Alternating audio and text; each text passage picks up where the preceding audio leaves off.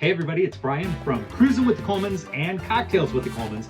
And if you missed our Cruising with the Colemans 3K live stream, you missed our new signature cocktail, which is called Coleman's Cruiser. So I'm going to start off with 2 ounces of coconut rum. Let me tell you, if you have not heard of Wicked Dolphin Distillery in Cape Coral, Florida, you are missing out. They do a whole bunch of rums that are absolutely amazing.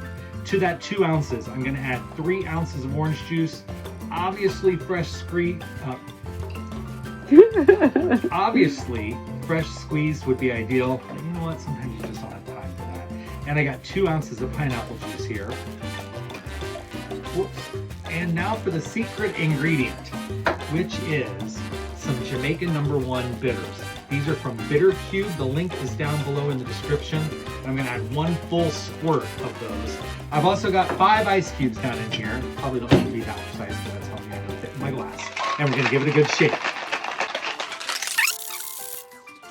All right, I'm not going to strain this into the glass. One of the best things about pineapple juice in a tiki cocktail is that it creates this great foam head that tiki drinks are known for. To this, I'm going to take some grenadine, and I'm just going to give it a little swirl of grenadine for flavor and color.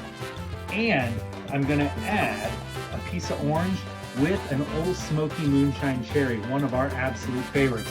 Because you know it's not Cruising with the Colemans if it doesn't have that Cruising with the Colemans compass in the middle of it. Cheers. Hope you enjoy.